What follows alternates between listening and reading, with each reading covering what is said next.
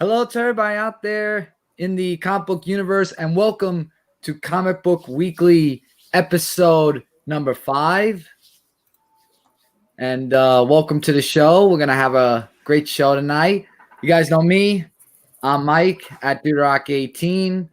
Up on top of the screen, if I'm pointing the right way, is Brant. What's up, everybody? At Brant Fowler at Last Number Press. Yeah. Then the one beside me here is Mike. What's up, guys? How's it going? And diagonal that way is Kat. Hey, guys. What's up? It's like the Brady Bunch. All right. It is very much the Brady Bunch. Talk about Brady Bunch. And got some news that we're going to share first. So, Kat, Yes. take it away. We have a lot of news that just came out today. So we're going to save that major DC news for the end. But we're going to talk about some comics first. And we're actually going to start out with Ninjak teased to return in 2020. So I'm going to start out with Mike on this one. Yeah, I feel like Ninjak hasn't been around in a little bit. And I never read all of the series of Ninjak, but I did read one series. And that one was actually kind of good, and I enjoyed it. And I thought the concept of that character is awesome too. So I'm actually looking forward to it. I will definitely give it a try when it comes out for sure.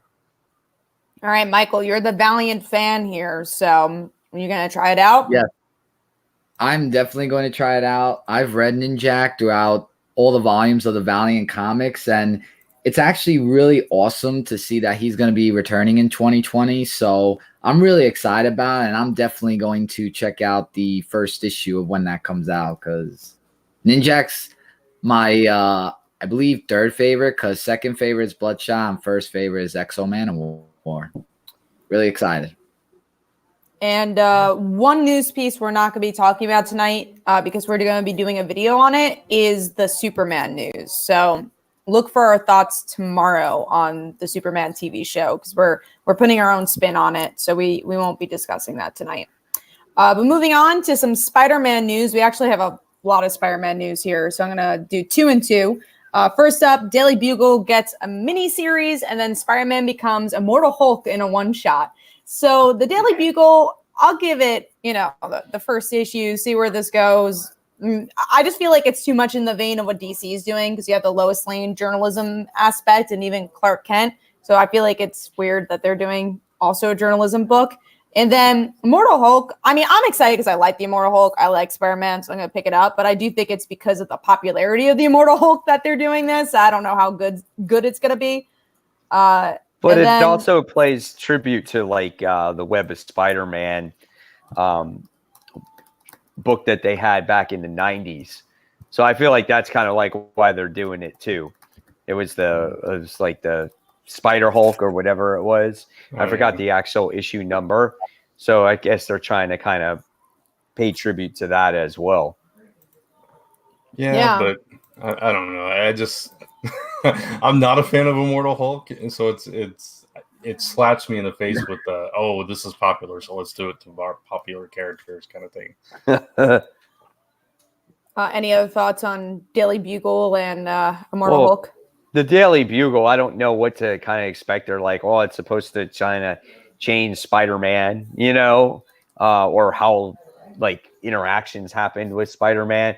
I might check it out too and see what it's about. It could be good. Did it say who wrote it or who is writing it? I think so. Let me see. Daily Bugle. Let's look. I know that it's going to be Robbie based. And the person writing it is Matt Johnson. So I don't know him at all. And Mac Chatter is the artist. I'll look up. Honestly, it seems like they're trying to get a newer writer to do it. I mean, which is all cool that they're getting new blood, but it's not a big name either. Yeah, I mean they've done series like that before. During Civil War, didn't they have one that was what was it called? Jeez, I can't remember the name of it, but they did something similar to that where it was in that vein where it was reporting on the stuff that was going on. So I mean, it's I'll try it out, see how it is. Cool. Yeah. So go on. Well, yeah, and as for me, I didn't mark down about the Daily Bugle because you know it's just like what you said. Like it's like with the Daily Planet with DC. So kind of awesome to see that they're doing the Daily Bugle. But Spider-Man becoming Immortal Hulk from one shot. I didn't read Immortal Hulk, but I sort of find it very intriguing to see how it's going to play out in the one shot. So I'm definitely very interested to actually look into the comic book and see how all this will turn out. Yeah, we'll see with that one. But the other Spider-Man news that came out this week is Spider-Man Noir gets a miniseries, and then Spider-Man Action gets a relaunch at IDW. So with Noir, I mean, obviously it's the popularity of the Spider-Verse movie. So I've never been interested in that universe, though, so I do not know if I'm going to get that first issue. And the IDW thing, I just think it's weird that they're relaunching it already. Yeah. I feel like it just came out. Mm-hmm. Absolutely. I mean, well, I guess it's just like it just came out, and then you're going to relaunch it, and it's like, oh yeah, we're trying to get new readers. But what were they on? Like issue 7 or 8 or? I think it was 7. Yeah, it's kind of weird, Like you can always put on the cover a brand new story arc or jumping on now. You know what I'm saying? I don't know why you always have to renumber, especially from such a low number to begin with. But with Noir, though, I think that's kind of cool. I think this is a more like adult oriented Noir, kind of like that original series. I think that's what they're going for here. And I think, fans of that character, I think might be really excited for this, because we haven't seen the character in that aspect in quite a while. Yeah, I kind of like that genre. So I always found that particular version of Spider-Man a little interesting, and I really liked that very first miniseries that they put out with him. I don't think they really did him justice in like the Spider-Verse stuff, but I would definitely try it, see if it's any good. But yeah, I don't know. I think it's a cool way to take Spider-Man in that kind of pulp noir kind of vibe. Yeah, I agree with you too. Yeah. As for me, for Spider-Man Action getting a relaunch, I really think it's just too soon, because it's like what Mike just said. Like, we just started reading the series and already it's getting a relaunch. I don't know. And it's all the same characters, and it's the same writers too. It's the same characters and all that. I just hope that the story or the art don't change at all. That's what I'm kind of worried about with the relaunch. Mm-hmm. That's all that concerns me for Spider-Man Action. Yeah. We'll see what ends up happening with that one. But yeah, I mean, again, hopefully at least brings new readers to that. This is gone. I was just saying. What did he say? This is stupid about the IDW relaunch. Oh, man. Yeah. I mean, well, it's happening, Tevia. You can't stop it. You cannot. It's all over the news already, so. It's all over it. The only place definitely talking about it is us, but it is all over the news. It's everywhere. We are the news, Cat. We are the news. We make the news. The internet. Well, if you say we are the news, that means we did it. We relaunched it. Yeah, we did it. MJ. No more. All right, well, let's go into the next thing, which is let's see, what are we going to start? Okay, let's do Alex Ross to curate Marvel Anthology miniseries. The thing I think is cool about this, I don't know if I'll pick it up, but I think it's cool that they're doing a book mainly driven by artwork. So as a story person, I don't know how to feel about this, but I don't know. It's cool. It's something different. Yeah, if you like Alex Ross, though, and you like his artwork, that might be something to pick up. That's for sure. Mm-hmm. Yeah, I missed this news piece. Alex Ross is really an amazing artist. Like, I like his, I love his drawings. Yeah, his style is phenomenal, man. When you see those covers. Yeah. Yeah. That's interesting. I somehow I missed this news piece, so I didn't even know this was a thing. Just like when you skip the trailers. all the time. Yeah, All right, let's go to the next thing, which is new Old Man miniseries with Danny Cage as lead. So this is all from Mike on this one. Yeah, I marked so that it one seems. too, didn't I? You Yeah, did, you? but this is Yeah. for Mike. Yeah, This is for not Mike. for Okay. you. All for you, Mike. Yeah. I don't matter. Yeah, it's for me. So every year we get a new like series with the old man genre, right? Yeah. And so now this time we have Danny Cage, which is Luke Cage's daughter. Is that what it is? Yes. Yeah. Yeah. So, and she's currently in the Old Man Logan series right now, and that or Dead Man Logan series. Right. So I guess maybe the story continues with her in it, or no, it takes place beforehand, right? Before the fall of the Avengers, I think. I read that somewhere. I don't know if this was that or something else. I don't remember. I'm trying to pull it up. Yeah, if you can bring it up. Yeah, If I'm, Yeah, it's when she's leading the Avengers, it looks like. yeah, so it's the time when she's leading the Avengers before the whole thing takes place where Red Skull takes over the Wastelands. So I like how they're putting different pieces of this story together. It kind of just totally makes it this different universe. And even though you don't have to buy a ton of books, it's always every year it's one series. You know, it's like you had Dead Man Logan this year, and then you kind of had Old Man Peter Quill, which I didn't like that one, but I felt that kind of loosely tied into everything. But this kind of ties more into everything. I think this could be really good too.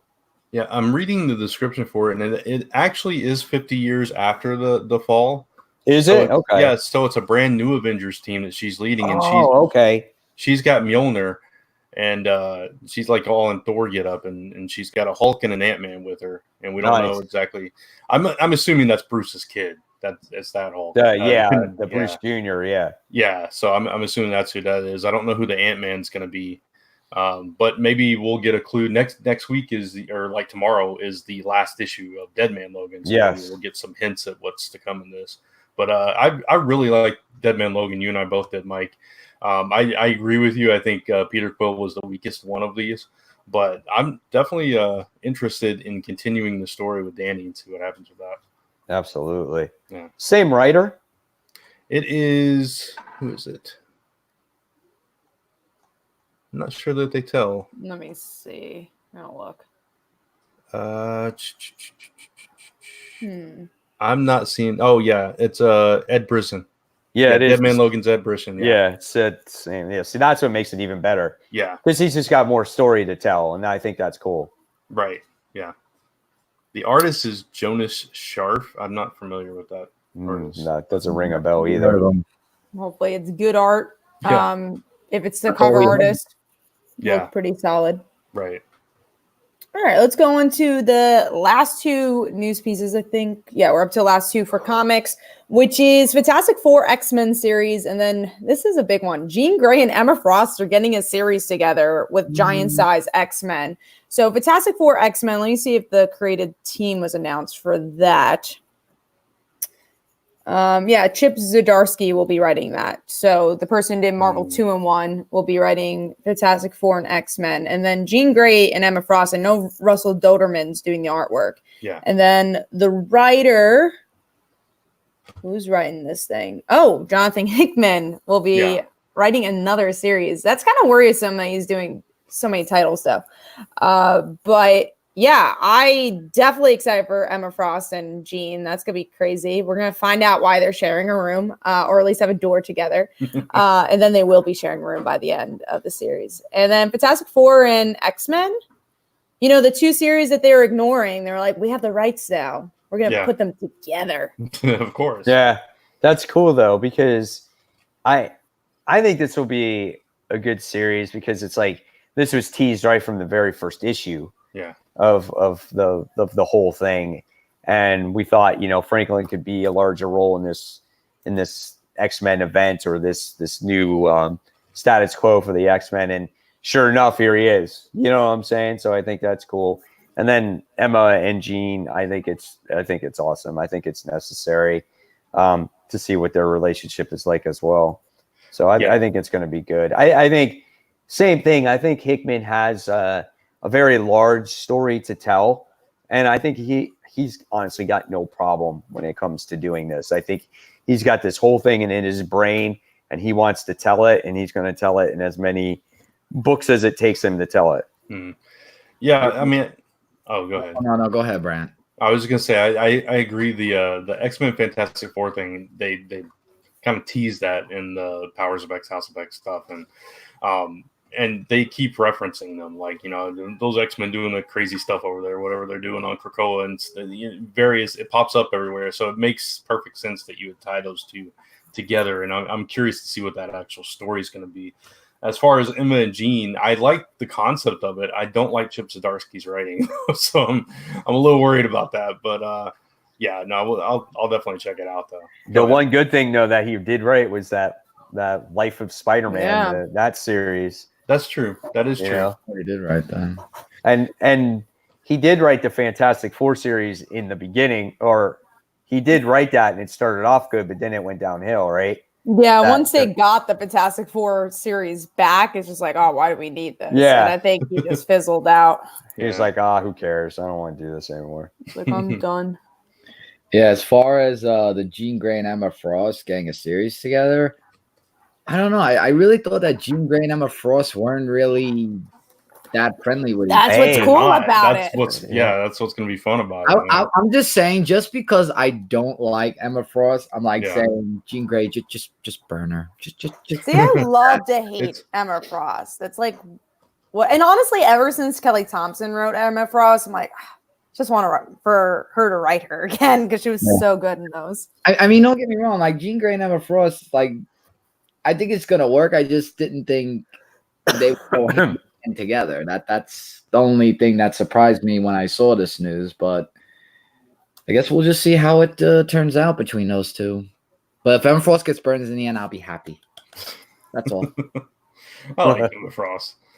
I don't know. I always have. I have too. I just think she's a badass. That's what I like about her, you know. Yeah. And she's smart though. She is. I think what's tough with Emma is, again, there's a lot of writers that don't write her well. But when you get the right writer, she's so good. Yeah. Can't be beaten. Because she's so complicated. Because, like, she's not a villain, but she kind of is, you know? Yeah. She's so powerful, too. Like, when you think about it, like, you could turn yourself into Diamond, and yet you're telekinetic as well. Like,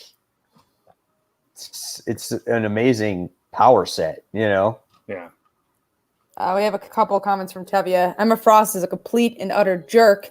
She ruined Cyclops in the awful Death of X garbage. I mean, I like that she's a jerk. And also, I think her past dictates why she's a jerk, you know? Like, why she doesn't trust people. So, I like it.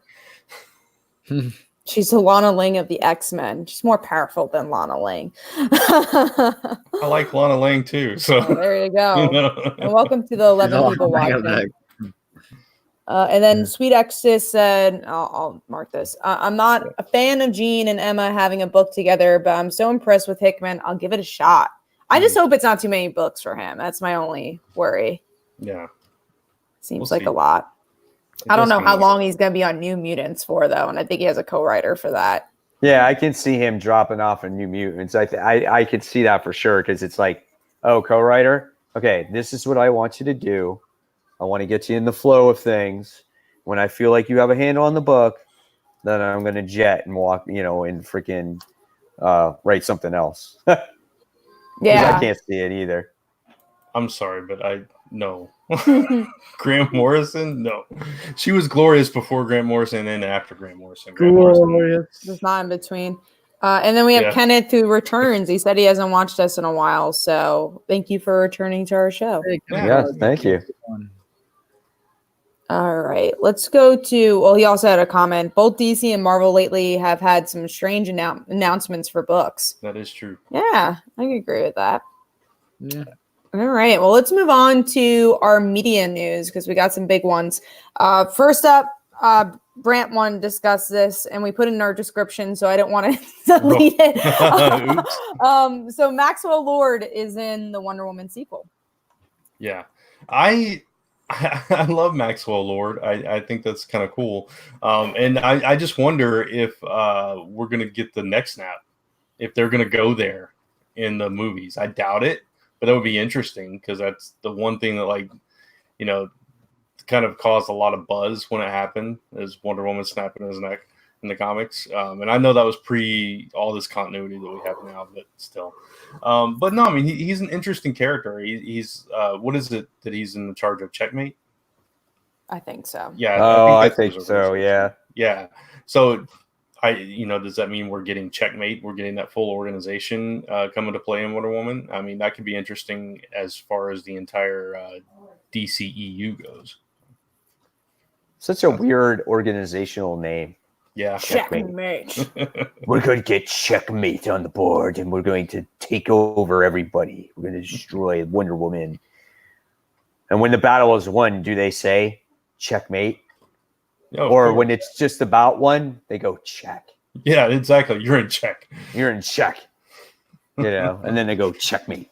It's all kinds of puns. Game over, and they throw chess pieces at them. Oh, of course. It's like when they're dead on the floor. All their soldiers are their pawns, of course. And, yeah. Checkmate. So stupid. Well, let's move on to Ahoy's Planet of the Nerds gets a movie. So the reason I thought this was interesting is just because it is such an indie company. They're a starter-up company. You know, they've just kind of been in the game for a couple of years. I know the people that run it have been in comics for a long time, but it's cool to see a newer company getting these movie deals. I haven't read the comic, but I just thought that was cool. This is the Planet of the Nerds you're talking? Yeah.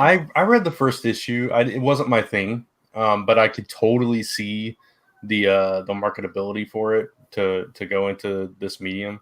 It just makes sense. It's that kind of thing. It's probably going to be a little cheesy, but good on them for getting that at this early stage. All right, let's go to the next two, which is the pretty big news pieces for this week. And I don't even know if Brant has seen it yet. So I have not seen these, no. Yeah, so HBO Max has announced that they're going to be doing DC Extended Universe movies for their platform, just like Disney's doing their TV shows for, Marvel Cinematic Universe on Disney Plus. And then we have Green Lantern and Strange Adventures. Those TV shows are going to be for HBO Max. And, the big question, of course, being, how is this going to affect DC Universe? And I don't want to say, oh, it's going to be, canned or whatever, because it's already been announced that it's not. But why are they giving these shows to HBO Max instead of DC Universe? And is it because of a budget thing? And why are they copying Disney with less successful movies? And how much money are they going to be really making if they're doing these big budget movies for the streaming service instead of a box office? I think there's a lot of interesting questions to ask here. Yeah, and HBO is not like HBO Max is not nearly as big as like Disney Plus. You know what I'm saying? So it's like right away they're not going to get the audience. And why would you not put this on DC Universe app? Why would you put it on HBO? Well, I mean, the one thing I'll say is that Netflix does original movies and right. those do fairly well. At least the good ones. Not all of them are good, but maybe they're trying to follow that trend that I don't know. It's weird that you're going away from feature films to just on one particular streaming service.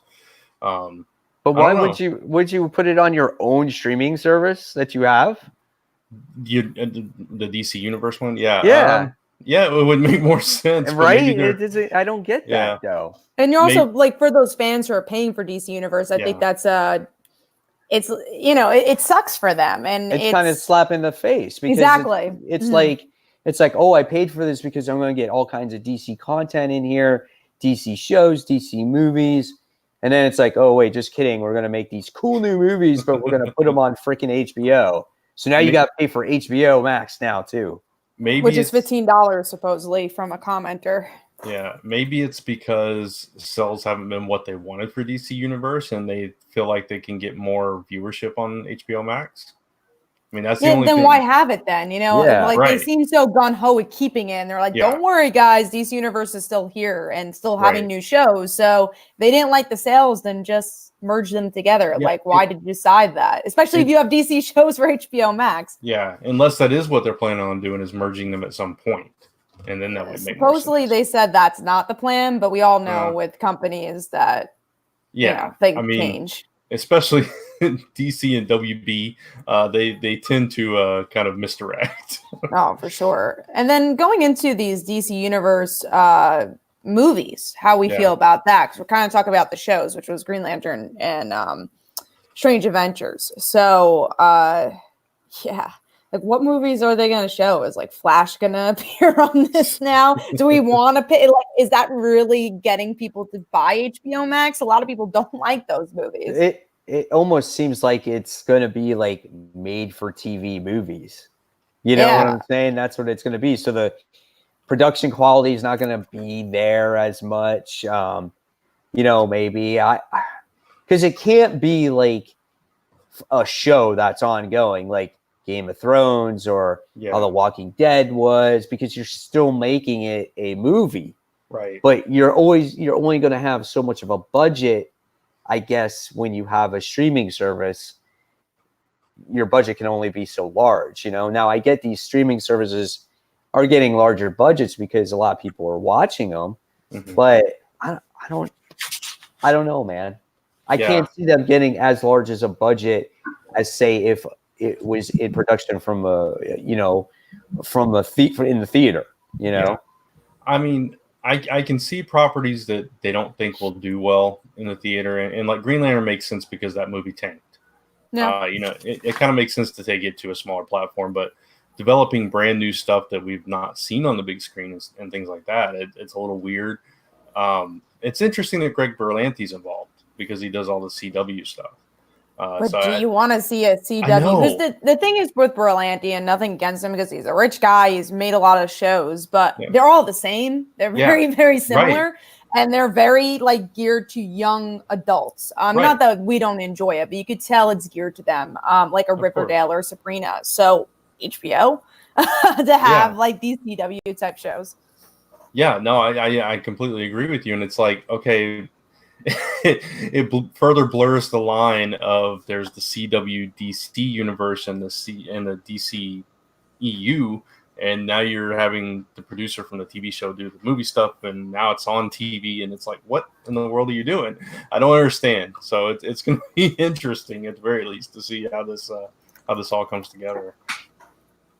Tevye has a lot of questions about what this means for the DC Universe shows. That's not being touched. This is all new content. Again, we're just discussing the worry of what's going to happen with DC Universe if, let's say, HBO is more successful than them with these shows. And again, it just not making sense that they're having DC shows not on their DC platform. It's going to confuse branding, in all honesty, too, because for people not like us, who's like, well, where do I find this show? Like, it doesn't help the matters.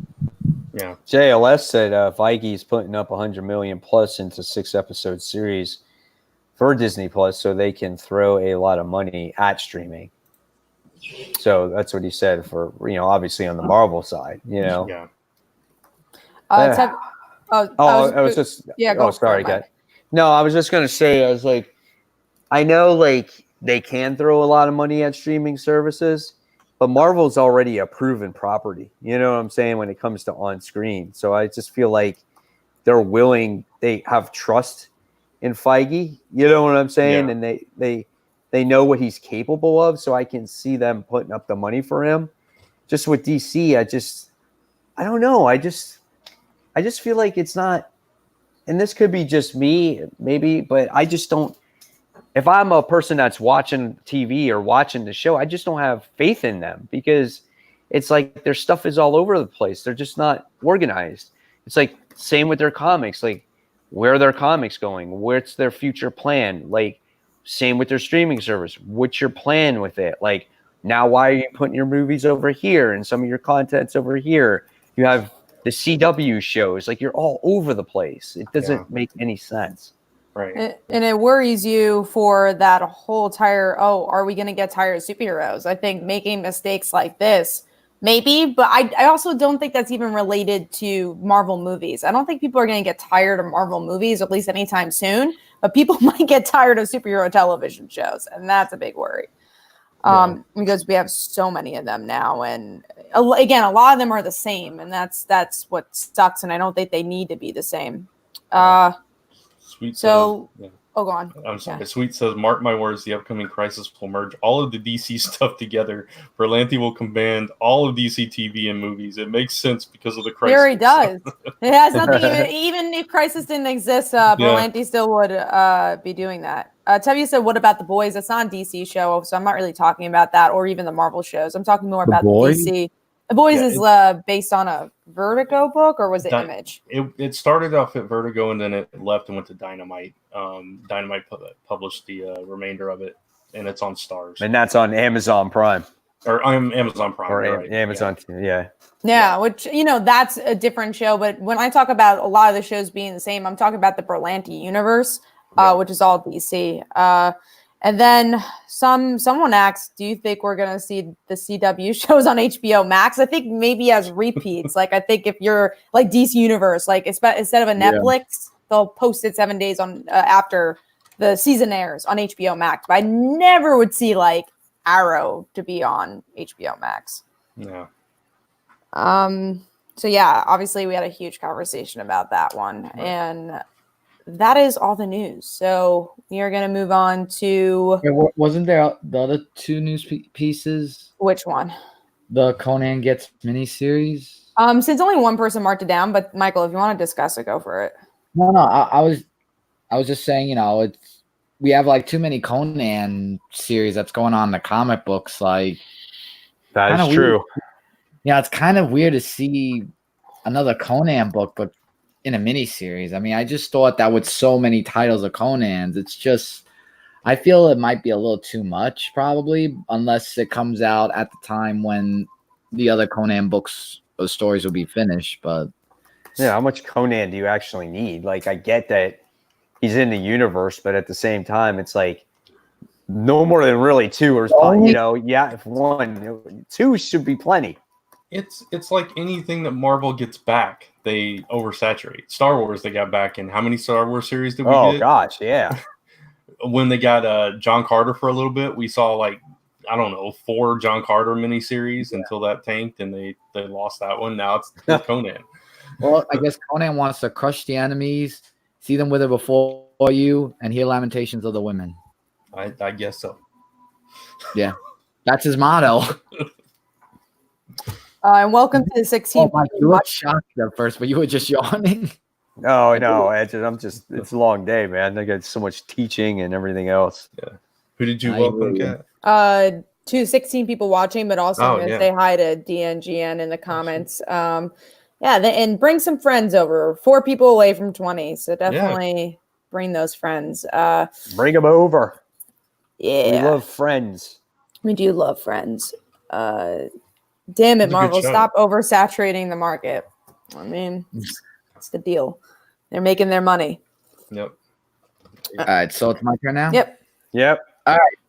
Under the radar time, where we talk about indie books, and I'm going to go first. So my under the radar book that I want to talk about this week is Sonic the Hedgehog, issue number 22. So in the Sonic the Hedgehog universe, everything is going topsy-turvy and crazy after the whole restoring HQ went haywire and stuff like that. We have I can't remember the team, but we have Vector, SBO, and Charmy, who's a Zombot that actually comes into the shelter, and there's like this whole thing that Charmy, they want to just throw him out because he's a Zombot, but he was contained in a little container and stuff like that. So, like I said, everything was turning out really calm, but then things kind of went a little bit haywire when one of the Zombots, one of the people was infected from the Zombots, which then got Charmy to break out of the container, which got Vector infected, which was very, as a shocker over there. And Cream's mother also was very heartfelt moment.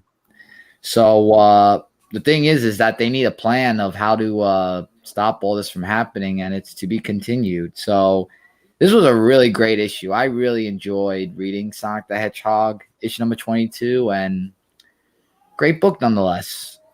Cool. So I'm going to go to Kat. What is your under the radar book? My under the radar is, let's see, I think it was Second Coming issue 4. I love this book. I think it's great, and it's just so hysterical. In this issue in particular, we get to see Jesus Christ get thrown into jail. And so Second Coming is about Jesus coming back to Earth and realizing I didn't teach these people about this, and obviously looking how religion is played out in our culture, and how that could bring negativity as well. So he's now teaming up with this superhero, and the superhero is kind of like babysitting Jesus, and Jesus ends up meeting this guy in prison who's a nice person, and he's actually going to spread like the good word of Jesus. So it's a really interesting book and a really interesting commentary on religion. So, and it's just funny as hell. So as someone who went to Catholic school for 12 years, I very much am enjoying this. All right. May God bless the Second Coming indeed. Okay. Bless Second Coming. I'll put holy water on the Second Coming issue 4. Okay. Let's go to Mike. What's your under the radar book? Middle West issue 12. Middle West overall as a series is a great book. I definitely recommend you guys checking it out in trade, because this is a series where you have to read the trade to understand what's going on. It's written by Scotty Young, and in this particular issue, we wind up seeing our young hero Abel here. They wind up getting captured by some slavers, and we finally find out in this book, if you read it, what that pink shit is. Remember from the very first issue, I was like, what's that pink stuff? Yep. And it's just like they harvest it in fields, and they have kids that actually do all the work for them. So it's very, very interesting aspect. Now, I didn't feel like in this particular issue, like the story really progressed all that much. You still got Abel's father looking for him. But we can see now that it's really getting to him, that he can't find his kid. And he's just heartbroken over it, and he blames himself why this whole situation is going on. So, and I also liked Fox, because he went all the way back home to get the people that the circus people or whoever they were to help try to find Abel. So, I mean, overall, it's always a great read, and you always, you never know kind of where you're going to get with this book, because it's really unpredictable. Yeah. This was the first issue where I felt like there was redeeming qualities for the dad. Yeah. Yeah. You see, he was very sad, you know? Yeah. So I think he could, when they finally reunite, he could realize how, how like his own father he was, and how he needs to change that. So that could be good. Absolutely. Yeah. So definitely recommend that one. Yeah. All right. That sounds really interesting. How about you, Brant? Under the radar. Mine is Agents of Atlas number 3. I actually really enjoy this series. The concept is really interesting when you get past, okay, it's just they're putting all their Asian characters together, which, I completely applaud them for trying to highlight these characters, because they're actually really cool characters. But the plot of the story is interesting in that you have this rich dude that has somehow figured a way to create this, I don't even know how you would call it. It's like this dimensional rift thing where he combines different parts of different Asian countries together to where, and he calls it Pan, to where you can buy this pass and you can basically walk through all of Asia, for as long as you want, as long as you're paying. And it's like, it doesn't uphold any laws, because it's its own entity, its own thing. And so he's got complete control, but obviously Amadeus Cho thinks there's something, evil about it. He's something like underhanded that he's doing, and he can't figure out why. All of his team disagrees, and they're kind of enjoying the whole thing. They want to help the guy protect it. And for some reason, there's these dragons and giant lizards and serpents always attacking this place. And they don't know where they're coming from, but the rich guy has this champion. I forget his name, but he's like this one warrior that Amadeus doesn't trust, but all the others like, nah, he's cool, man, just bring him in. And so you got all these different things, and Amadeus is like all alone, just be like, this is wrong, guys, you know. And meanwhile, you got Jimmy Woo, who's the head of the Agents of Atlas, just kind of sitting back in wherever he's at, just watching all this go on and seeing if the kids can kind of come into their own without his guidance. So it's become a really fun and interesting series for me. So this was issue 3? Yeah. So was it this one delayed? Was it delayed? Because it seems like we had issues 1 and 2 come out kind of quick, and issue 3 seemed like it's been a while since the last issue came out. Oh, maybe it was. Maybe I didn't realize it.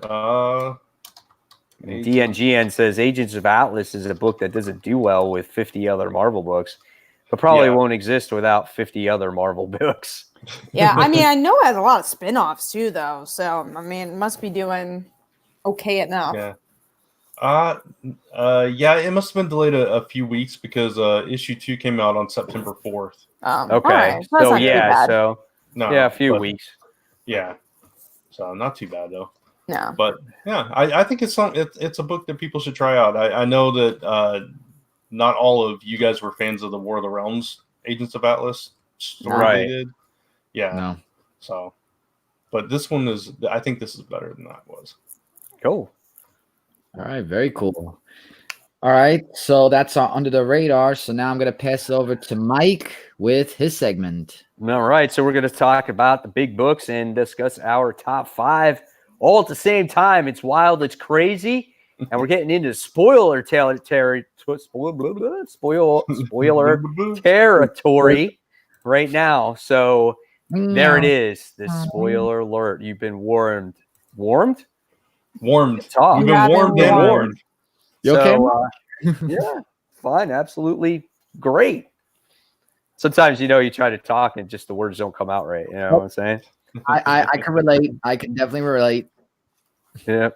So especially when you talk all day and you got to teach all day, it's just like, all right, guys, let's do this. And then you're kind of tired of talking through the day. Yeah. Especially then I did a couple videos or whatever it is. So it's just, overworked, I guess. Yeah. So, all right, we're going to talk about our big books, our top 5. First book we're going to talk about is Batman Superman issue 3. So this book was kind of cool. Second issue, I was like, this one's good. It's okay. I liked it. But then issue 3 was kind of cool because they're trying to figure out the mystery of, who the other whatever laughs is. And you find out that it's Commissioner Gordon. And Commissioner Gordon looked pretty evil in this issue. And he busts out Bunny Robo Batman. I'm like, from the New 52, I'm like, no way. I never thought we would see this flipping character again. And he busts out that thing and they start doing battle against it. And not only do you see that, but they bring out another New 52 character, Blue Beetle, right? Jimmy, what's his last name? Reyes? Yeah. And he was in the armor the whole entire time. So it was a setup. And he's another one that was getting affected. And it was a cool book. I mean, what'd you guys think about this one? I love the artwork for this book. I think that's definitely the best. And I do like this book. I just said it in the comments. I think it's the best Who Laughs book out there. Yeah. But my issue is that I know everything that's going to happen because of the solicits. So I know Donna is going to be Who's Laughs. I know all the characters who are going to be part of this. So the mystery's ruined. Yeah. That's why I don't read solicits. Yeah, that's the one aspect. I mean, I couldn't avoid when I think they said, Donna, I guess it was. I knew it was a Wonder Woman character, and I can't remember which one. But yeah, when they showed that, I caught wind of that, and it kind of ruined it a little bit for me too. But other than that, I like the book. I actually think this was probably the weakest of the 3 issues so far. Yeah, I agree. Yeah, but I still liked it. Okay. And I like those elements, and seeing is it Jamie or Jaime? I can't ever remember how you pronounce it. Oh, Jaime. It might be Jaime. Yeah. Seeing him, I don't know. I guess I didn't notice anything in the solicits about him. Because I don't really pay attention to them as He has a Peter. book coming out. That's how I knew it was him. I'm like, okay. And that's why Yeah. they've announced everything, is because they all have one-shots coming out. Yeah, I'd seen some of them, but I hadn't seen all of them, I guess. But when he showed up, I was like, oh, that was a little unexpected. So that was interesting to see him all, and not just there, but like I guess because he's got the laughing stuff, he's like more confident than I've ever seen that character ever. He's just like, it's me, the Blue Beetle. You know, it was kind of crazy. But. Yeah, so this was a fun book. I liked it. I don't know. I just like Commissioner Gordon in this one because he was so evil, you know. And I thought that was really cool. So yeah, cool book there for Batman Superman. This series is actually good. I'm like, wow, this is kind of fun, you know. So all right, now let's talk about the book that we were kind of messing around with last week. This was Amazing Mary Jane issue 1. Now, when it came to this book for me, I thought this book was okay, but it didn't blow my socks off. I thought there would be a lot more mystery for Mary Jane when it came to her being on set and finding out that things weren't right. But she kind of finds out that it's Mysterio right from the start. And I was kind of disappointed at that. And for her to work with Mysterio, I was like, I don't know. It kind of took the fun a little bit out for me. And then there was a little of that awkwardness stuff, like the whole sexting thing and, you know, the whole dance situation was kind of weird. I hated the dance situation. I know Brent is in love with it, but when I saw that, I messaged these peeps right here and I said, I hate this. I'm awkward reading it. Why would Peter dance in the middle of him grocery store? Why? Because he's a goofball. He wouldn't dance though. Peter is the goofball who wouldn't dance. Like I think he's not a good dancer. He's not a good. Neither one of them looked like a good dancer in that scene. Mary Jane should be a good dancer. She should, but that artist apparently doesn't know a good dancer. No, I don't get the randomness of it. Like they heard music and they're like, babe, you want to dance? At least if there was like a reference to the song earlier. I'm fine. See, I get it because because they've been apart for so long. So it's just like, you know what? Let's just forget all the drama, forget all the stuff. Wait, just get up. Just get up. Get up. Wait, Mike. Oh God, no, Mike. No. I never thought I'd see Mike dance. Well, that's exactly what it was, though. That's what it is. That's what it is. Wait, it's like let's all right, Michael, get up and do the floss right now. Let's do it. That's not the floss. That's not the floss. But okay, that'll work. There you go. Oh man. Why couldn't they do something else? Other than the sprinkler. No. You could do every dance move. You could do the shopping cart. See, that would make more sense. They're doing the shopping cart in a grocery store. Yeah. But I would have enjoyed like the awkwardness of them like having their phone on together and as they sleep. At least that's something that happens in long distance relationships. It's weird, but it happens. It's just like something that's more Christmas is everything. I just wish there was something more reasonable what they were doing. They watched a movie together, like they commented on it together, like something. Not you hear that song? Let's dance. From Spider-Man 3, I said that before. Yeah, but we don't talk about that movie ever until now. Oh look, we got my dancing paid off. Oh yeah. Oh wow, nice, sweet. Mike did classic. Oh man, we all got to dance. We get all kinds of. Thank you so much, sweet. Yeah. Okay. Oh, thank you. I just saw that. I wasn't actually looking. So there you go. Just for the dancing. Just thank you. Dancing. Well, yes. Even though we're talking about dancing. Should I feel a little violated? Like I just got paid for dancing. Throw that electronic money. We'll all dance for you. Well, talking about something that's we will for sure. Talking about something that's not dancing. I do want to talk about the more positive aspect of the comic. I did like the movie making aspect. I thought Yes. that was cool and different. That was cool. Yeah, and if I'm gonna read something that's not a Spider-Man book, at least they're offering us enough for me to want to pick up issue 2 because that's a unique enough angle. So I like that. Yeah. Now, see, I think I love Mary Jane #1 for the reasons you guys didn't like Dancing. it. The thing is, I actually did like the book. I really enjoyed it. It's actually in my top 5. So I liked the dancing. I thought it was fine. I thought it was fun. And it's something that honestly I would probably do. And, I'm not the kind of person that dances in public either, but I probably would do that in that circumstance. And I like the movie making aspects of it too. And I actually kind of liked that she found out it was Mysterio early on because Too. Yeah, it added a different layer to the story that I wasn't expecting. And I kind of like that she is now in a position where she's kind of helping him make it better because she wants this to be something really good for her. And I love the line where she says, I just realized how much fun we're going to have making this movie. And I just thought that was a nice concept and kind of teasing all the various tropes that you see in these kind of films and stuff like that. And, kind of convincing him to change them and rethink how he's structuring it, how he's scripting it and all that stuff. I found that all really interesting and entertaining personally. But she's going to get screwed in the end, though, anyway. Oh, of course. Yeah. Come on, of course. And I like this was a commentary on her in some ways. Like, all right, this is not going to be a book about me just hanging out with Peter. It's about me as a character. Yeah. So I like that aspect. And I honestly figured this out more when I was writing my review for Newsarama. And it was like, I like 2/3 of the book. Just right when she starts talking to Peter, it's just like, this is awkward. It's just like, and again, obviously I love seeing scenes with Peter and MJ. I think it's really interesting that they're trying to showcase this long distance relationship. But yeah, man, I wasn't feeling it. Yeah. Go ahead, Mike. No, I was just going to say, I liked the whole aspect of Mysterio being in the comic book because it actually adds like no pun intended, like mystery to it, with what they were filming and everything.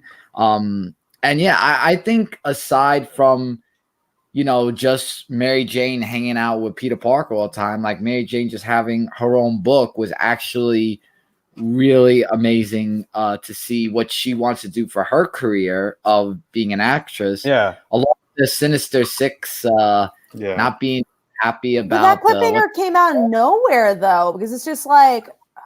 Well, actually, I hate to interrupt you. Like, I could tell why they wanted to put that because when they were filming the whole Sinister Six thing and they put it in the newspaper, it kind of builds a foreshadowing of what's going to happen in the further issues. So I think that's why they added that little piece. But it's like, why though? Like, they're just there and you're like, oh, are we going to attack Mysterio? Yeah, and again, storytelling wise, it felt jammed in there. Like, you could have an organic cliffhanger that foreshadows, yes, we're going to see the Sinister Six in a better way. You come from dancing to, here's characters you haven't seen throughout the whole entire issue. They're here. It's like if you weaved in the Sinister Six earlier on, that cliffhanger would have felt better. Right, but that makes people want to get the next issue to see what happens. Still do that better. I didn't mind it. I didn't think it was that bad. Yeah, I mean, yeah. Like I said, I thought it was a good issue. I didn't think it was the best issue either. I appreciated Mary Jane in the issue. Yeah. On how smart she was at her craft. Yeah. And because you never got to see that before. You just got to see her just in various parts. That would explain why Kat put on the sunglasses and boxer gloves and had to get away from the dance. Ironically enough, it was to go to a bar with dancing, but let's just say yes. Knockout. I definitely want to knock out MJ's dancing and but yeah, I think it was just the whole situation of seeing her in her craft, and you've never seen that before.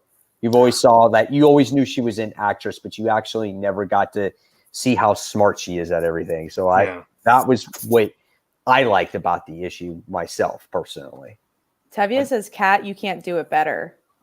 the writing of the cliffhanger of Sinister Six. I just told you how to do it better. You should have weaved it in. Maybe they worked at the movie set, and that way you knew the Sinister Six was there, and then they could have plotted at the end, oh, we're gonna screw him over. Yeah, that way no, it's organic. Necessary though. Hmm? That comment, that wasn't necessary. That's why I explained to him why I could. Yeah, sometimes we just don't understand what we're trying to say, but that's all right. All right, so now we talked about those books. Let's talk about our number 5. So, Brant, what's your number 5?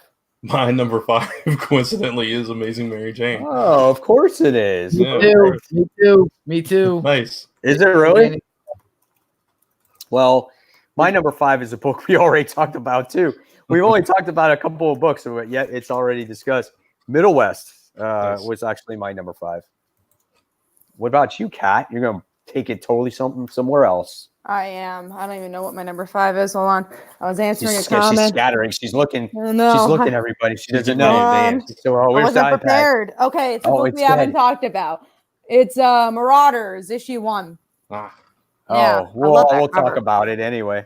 Yeah, so okay, I have a couple of issues first. Okay. Gotta talk about my issues. Here's the issue. Real quick. Can I predict one? Oh, obviously her name being Kate, but I'm not going to talk about that. Why does it have to take place on a boat? Why can't they travel with a jet? Right.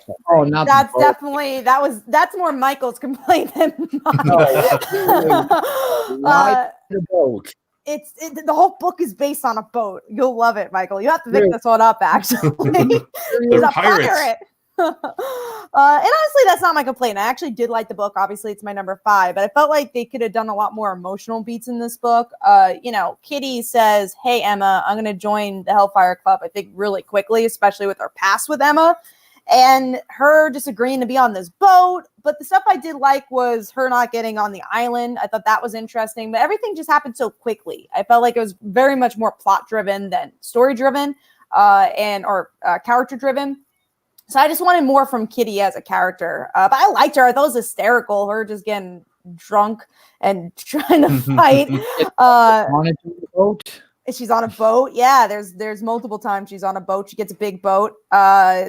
Literally, there's a scene about her again, this big boat. Yeah, but it's fun. Like, I think it has a lot of potential, but I just thought they could have done a lot better with some of the story beats. And the artwork is kind of plain for the book, but obviously I'm excited. I like how the. Oh, sorry, Brett. No, go ahead. Yeah, go. Yeah, you go. Nah, you go. No, you go. No, you go. Are we going to dance? Should I dance again? Dance party.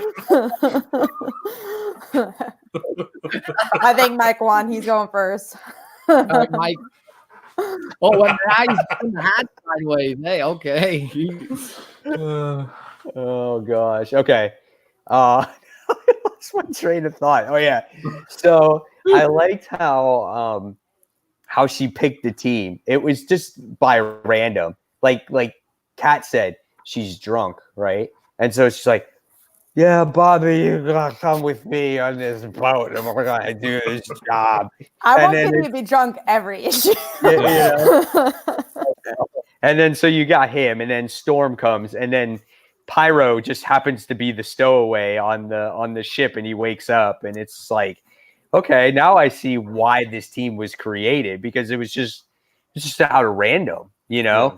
Still not sure how Bishop joins the team. You just see him in the book. Yeah. And you got beer? Cool. Yeah, right. And it's just like, it's so funny. Right. And then Pyro, though, being that he's been one of the first people that were reincarnated, makes for possibly interesting plot point in the future, because he was the guinea pig of it all, and he didn't seem too happy about it. Right. So I'm curious how that affected him, because he went away. He wanted to go away on this boat.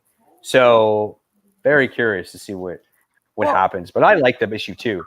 Oh yeah, yeah. I was also just gonna say, and then I know Brant has thought, but I think a question also is, again, why can't Kitty get on the island? I think that's gonna be really cool to see. I think she's unworthy of some sort, which might be a good thing, because maybe her thoughts won't be manipulated like everybody else, and maybe she'll be a key of trying to defeat this thing. But Yeah, I find that very interesting. Yeah. I speaking of Pyro, just real quick, I like they were like, wait a minute, you're the original Pyro. And it was just kind of funny. I don't know. There was a lot of funny moments in this. I love Logan being like, did you get it? Did you get it? And just like that. Oh, he didn't care. He was like, yeah, it's nice to see you, but did you get my hooch? It was just, classic kind of Logan. And he was just like, I want my beer. I don't care about anything else. And I'm really curious why she can't go through the portals. And somebody, I forget where it was, but somebody said maybe they're diving into that the high evolutionary stuff. I saw that too. I forgot where it was. Yeah, it might have been a comment on our Topic Time video. Have we seen Angel at all? No. Yeah, I don't remember. I don't think so. Wasn't Jean? No, that was younger Jean though. Yeah, which I mean, if you're gonna go there, I wonder if they're gonna go there with Cannonball, with the Immortal stuff and all that stuff. I mean, there's all kinds of different things you could bring back with that. But I'm just really curious as to why, because obviously she can get to the island, she just can't go through those portals. So that's an interesting thing. I didn't feel like she accepted Emma's offer too quickly. For me, I got the sense that it's something she had been thinking about for a while.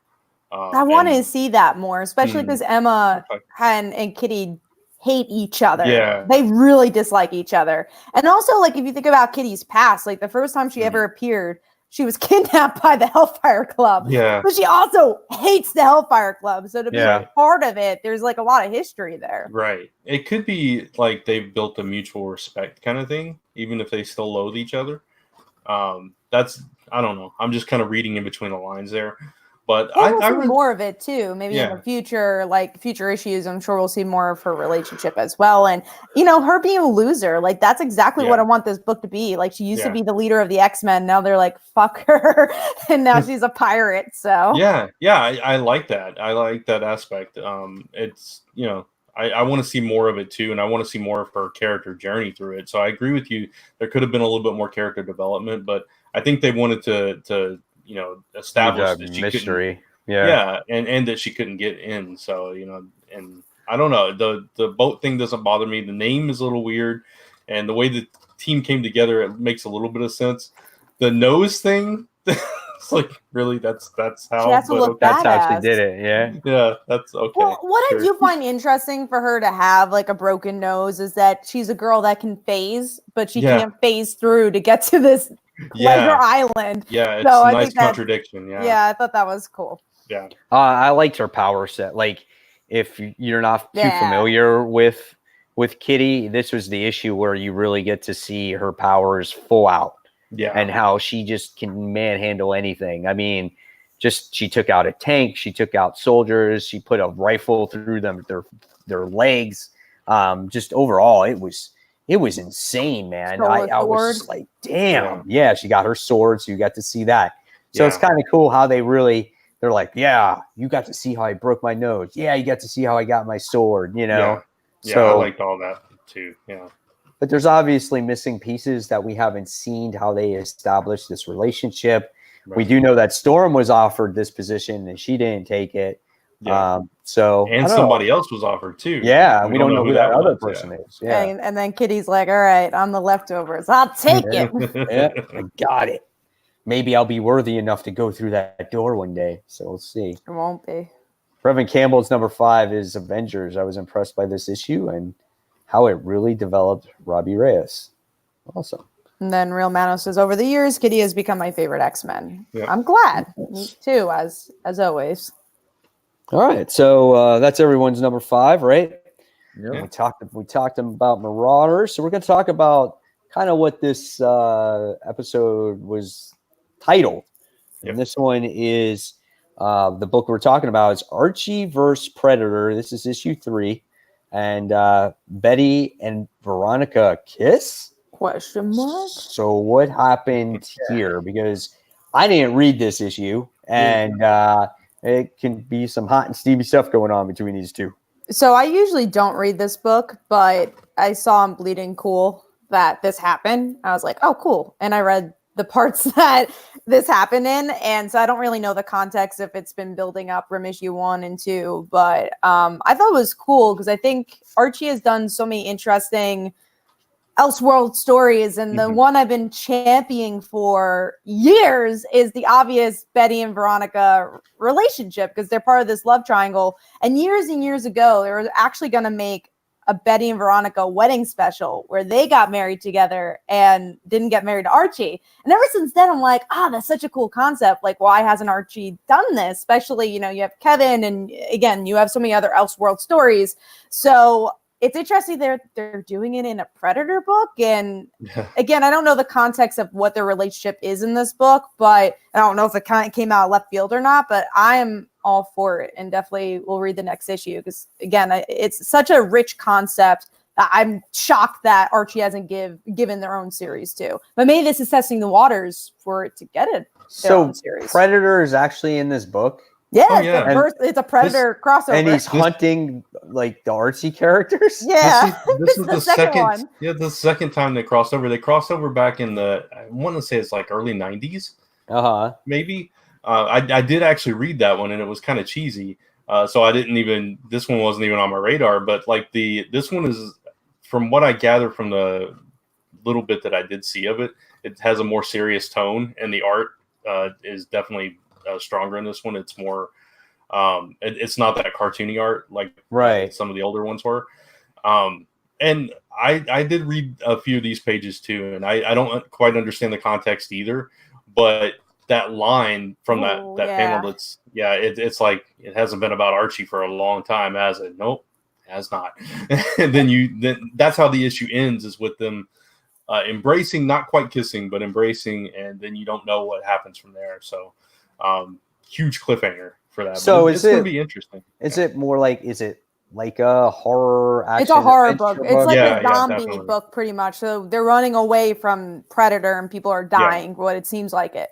But yeah, you know what's so interesting about Archie and these Elseworld stories is that Archie has been based on romance. And the only book that's been doing it is the main Archie book. Like everything else has been horror and time travel. And it's so weird that they haven't done that with their Elseworld stories. But again, I think this might be a precursor, be like, can we get away with it? Can we get away with it? And also, like, if you look at Archie's history, they've tried to do this in the past. Like I said about that one shop, there's also like little old Archie panels. You're like, wait, what? And so it's kind of cool that they're doing it.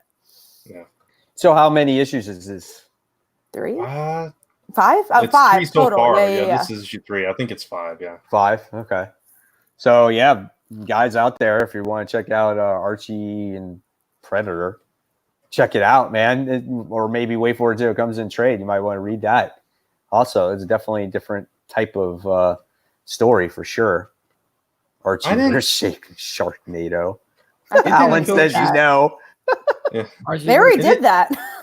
Yeah. Did they?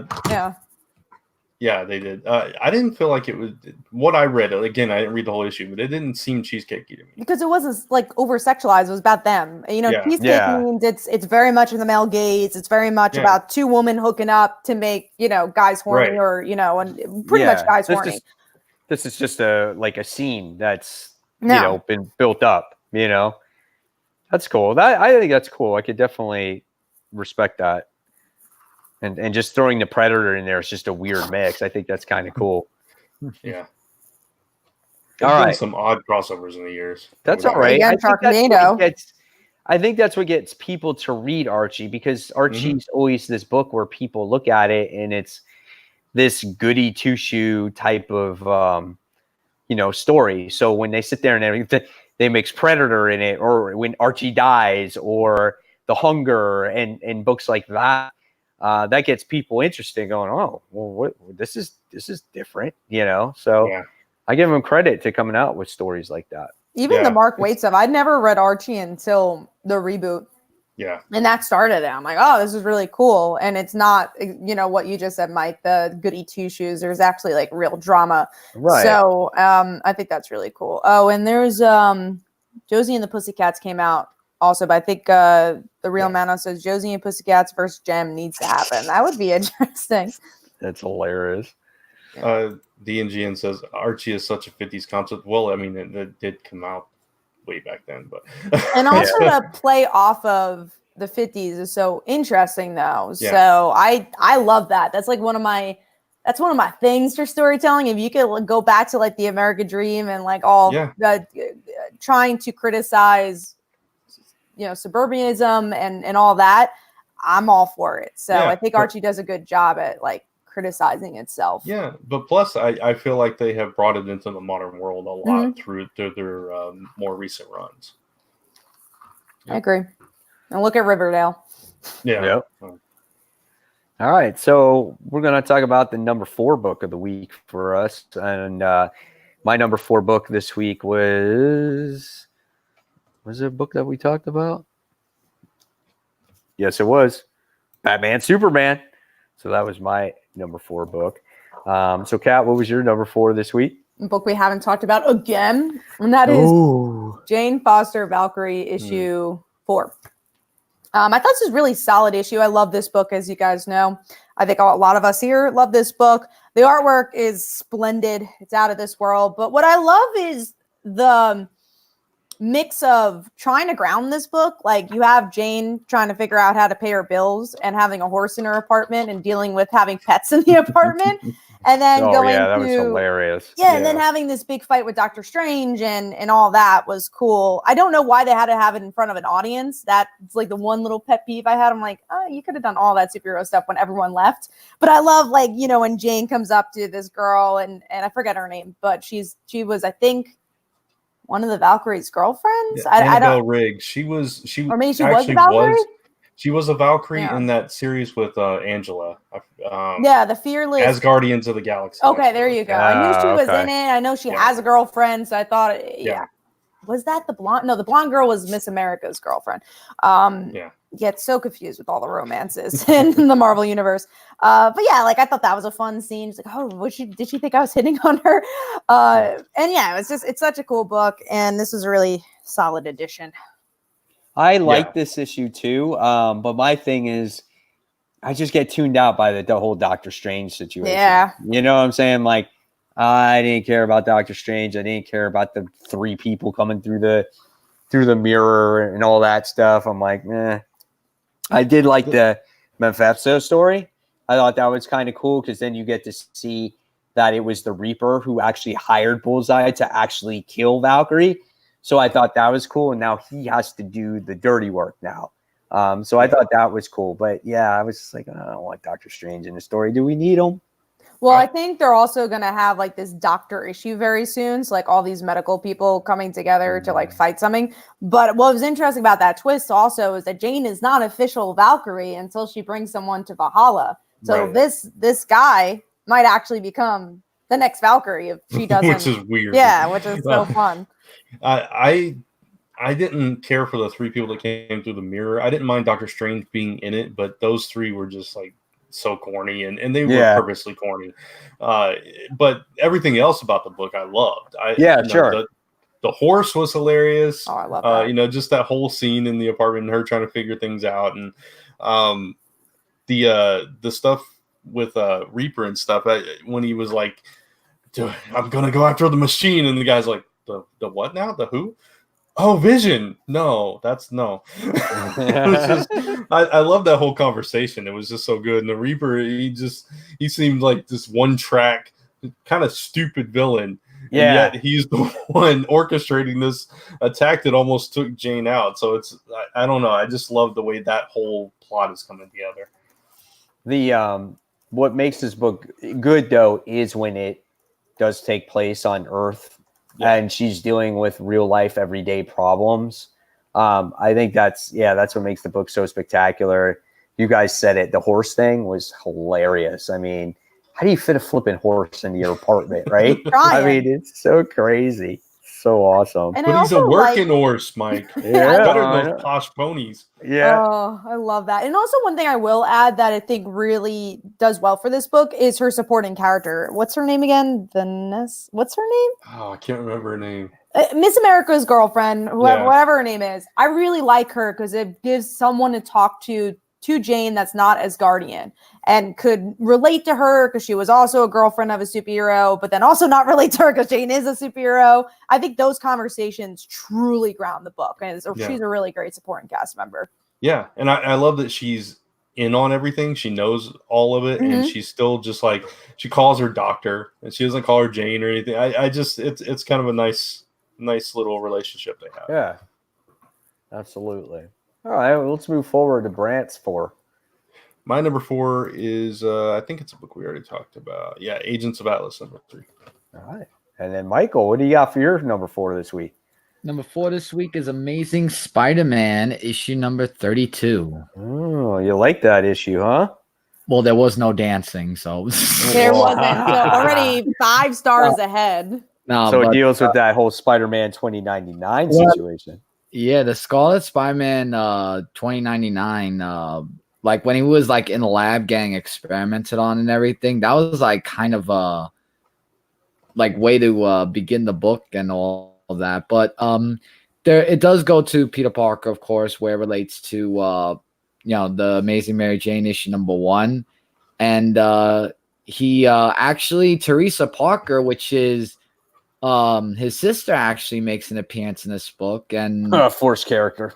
Yeah, I actually forgot love that her. I just forgot that she was a spy because I haven't. Yeah, she was in Friendly Neighborhood recently. So Yeah, right. So probably that's how I forgot. And the thing about it is, and the thing about it is that they fight off against these jack-o'-lanterns and stuff, and then find Chameleon, who is selling infinity formulas on the black market for money. But what really was shocking is that Silver Sable knocked Spidey out, and it was like really a shock because I thought Spidey and Silver Sable were on the same team. I'm pretty sure Silver Sable should be dead. But like, why it was dead and then she was dead. And you only see one page of her though. Like that's it. That's one page and she's there. I'm gone. Yeah, I mean, Michael. No, I was just gonna say it was just weird. I just want to know why that happened, because that really makes me want to know why she did that. And then you also see Scarlet Spider-Man, who needs to find Peter Parker. So, and that's where it leaves us off at. But this was a pretty good issue. I will say I'm going to be on the reverse side of this. This is probably my least favorite of the Spider-Man issues thus far. And that's not a bad thing. I like this book a lot. But we're up to issue 32, and finally we've kind of gone to the lower end of Spider-Man. And damn, it might just be Spider-Man 2099. I can't get into that character. And I really didn't like his stuff in this issue. I didn't mind that part. I didn't like the main story. I didn't like that either. Yeah, that was just over. It just felt like it was thrown in there. Mm-hmm. It's like, let's just put the Chameleon in here. Let's just throw Silver Sable in there for the hell of it, and let's tease Spider-Man 2099. That's exactly what I got out of this whole story. Oh, and let's push the Amazing Mary Jane in the first couple, pages. Very, very filler type of story for me. Yeah, I feel like, we've seen little seeds of the Chameleon here and there. So, it didn't come out of nowhere, but at the same time, it was like, why now? When we're in the middle of absolute carnage. We've got this Kindred stuff going on. You're introduced to 2099. Now we're going back to Chameleon right now. Yeah. It was a little weird, a little jarring. And then we always have to be reminded that Teresa's a spy, and Peter has to be reminded that she's a spy. And it's like, they're trying to bang us over the head with that. So that part took me out a little bit. The stuff with the 2099, I didn't mind it. I thought it was okay. I want to know more about the story they're actually going to tell with that to see if I'm interested in it. I can't tell yet. So, yeah. Well, side note, my issue's falling apart. So there's like a page that just came out. Like as I was reading it too, it's just like the staples weren't. So that's how much I hated the book, is that it's disintegrating in my hand. Pages. Say, sucks. All right, so that was Michael's number 4. Did we all go then? Mm-hmm. I think so, yeah. All right, so let's move forward now. A couple other books that we're going to talk about. One is Batman Curse of the White Knight. So this issue had a lot going on in it. Last issue, we found out that Commissioner Gordon died by the hands of Azrael, right? And in this issue, we try to see the vengeance that Barbara Gordon is going to get for for Azrael killing her father.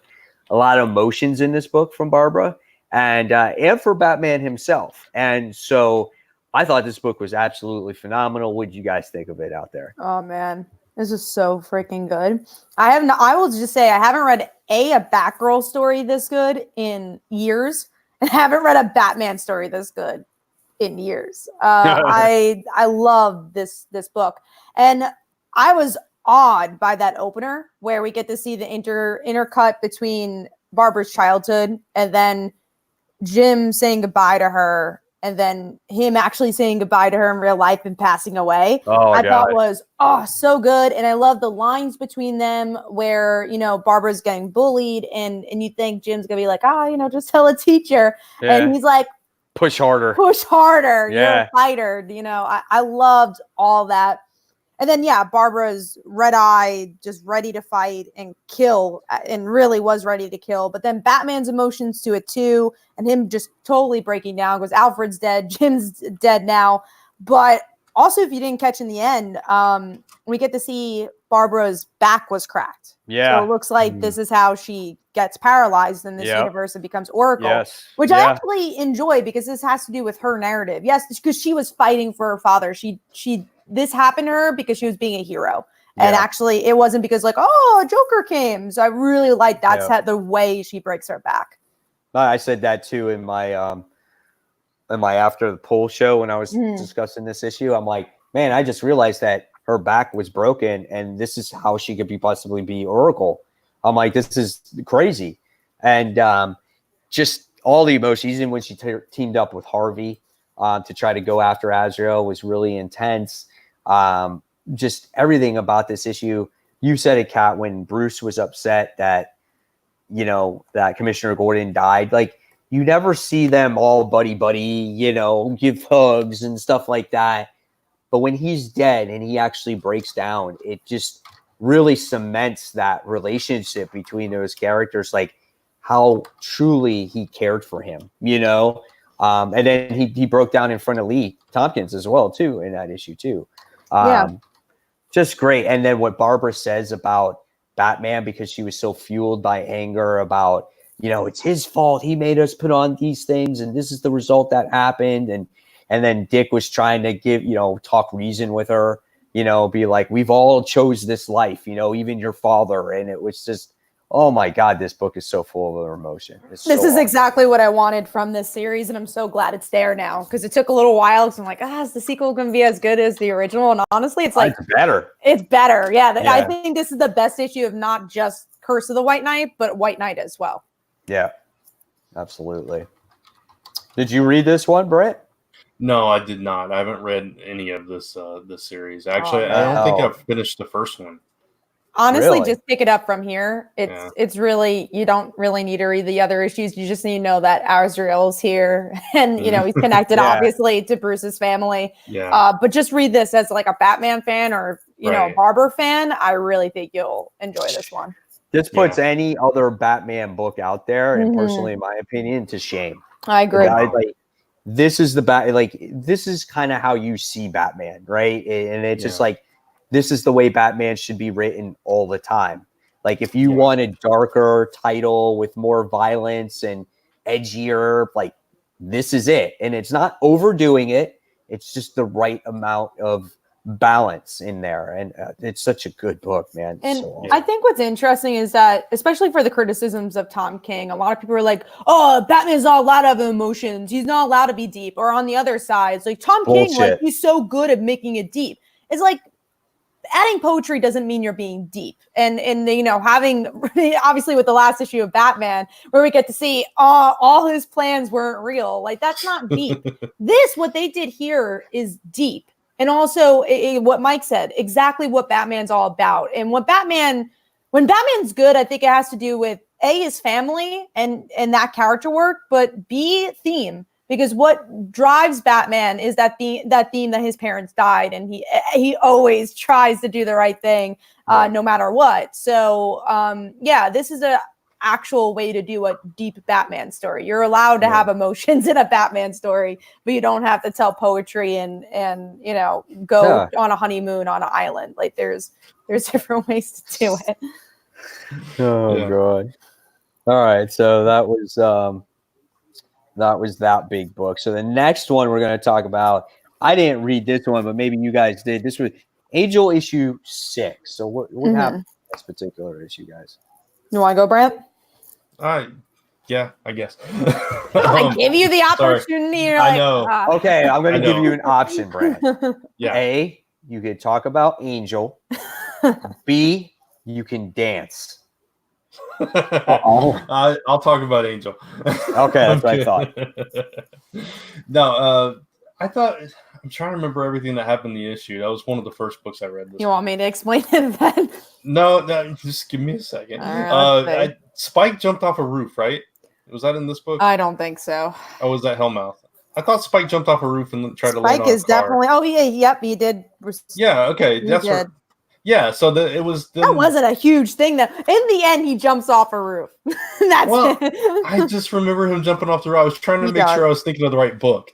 Is all. Yes, you're good. Yeah. Okay. So it was just. This issue was okay. I don't think this was the strongest issue. It was more of their team coming together, more or less. I think I was expecting more of a spin out of the Hellmouth issue. That it would. I mean, they referenced it, but they didn't really tie it into it, and I was a little bit disappointed by that. But at the same time, I like Fred, and I like what's the guy's name? Gunn. What? Gunn. Gunn? His name is Gunn? Okay. Yeah. I've never watched the show. I'm sorry. Oh, I thought you have. I'm like, no, yeah. I've never watched Angel. No. You definitely need to. I know. So yeah, I like both of those characters, and they're getting to know each other and getting to know the situation a little bit more, and you get a stronger introduction to Lilith and what her role in all of this is. So all that was fine. It just wasn't the strongest issue for me, and again, I wanted more of that connection with that Hellmouth story. Yeah, no, I honestly echo you. I thought it was a good Angel issue, but because it's in Hellmouth, it should have been more tied into that. Yeah. And also, like, it's weird because obviously comics have no budget in the sense of like you could draw whatever you want. Obviously, right. It's a budget in different ways, but so why can't Angel be in this book? It's like it seems like TV show rules where it's like, well, he's on Buffy, so you can't have him in Angel. Yeah. It's like, this is not a television show. You can have him in both books. It was ridiculous because, I mean, you see that in Hellmouth where they didn't have to adhere to that budget. We talked about that, the double page spreads with the dragons and all that stuff. And then this, it's like, yeah, it's. I didn't think about it that way. But can't afford Angel. Yeah, I can't afford Angel. Can't afford to draw him on this panel. Yeah, it was kind of lame. That's funny. All right, so we're going to move on to our number 3. And my number 3 this week happened to go to Ghost Spider issue 3. So me too, actually. So is it? Yeah. Yeah. So this week. Was it? Yeah. I like this issue. Once again, I liked how the Australian girl, Benji. She's a wear something. She's a wear armadillo or something. She's a rat. She looked like a rat. She had a long she looked like a rat to me. Yeah. She was I like she's armadillo because Australia. Marvel Universe. She's a Marmot version. She's a Marvel Universe of Splinter. That's what she looked like to me from the Turtles. Like she had a long tail, and it was she just had fur on her, and I was like, okay, so like out of all the shit you wanted to change into some freaking rat. Like I thought she was going to change into something cool. I was kind of like, I was a little disappointed at that, or I thought her transformation was going to be like the cliffhanger of the book. But still, it was cool because I liked the mystery up until that point because I was like, what is she going to change into? Who is this chick? Like, I want to know more about her, That's what I really liked about the book. And I like how she found out everything, and she's made all these promises to the Jackal. Now, at the end, did the Jackal kill her? Because she screamed at the end. Yeah, see that's my problem. And real quick, Romano said he hasn't had a chance to check it out yet. Will we recommend it? I think most of us are big fans of this book, so yes, we would absolutely recommend it. My problem with the end is actually the reason it's a little bit lower is because it didn't make sense to me. All right, for one, okay, I'll cover the other thing in a minute, but the way it ended, like she didn't fail him, right? She did exactly what he wanted her to do, kind of spy on Gwen, find out this information about her, bring it back to him, and then he's like, I can't accept failure, and then she screams, and it's like, what? Where was the failure? That there was a little. I guess because like she was supposed to bring her right to him, so maybe that was the failure. But I mean, she got some good intel. She's like, oh yeah, she's a superhero. Unless like maybe the scream is something else. Like I honestly didn't even notice the scream. So maybe it's because maybe he changed.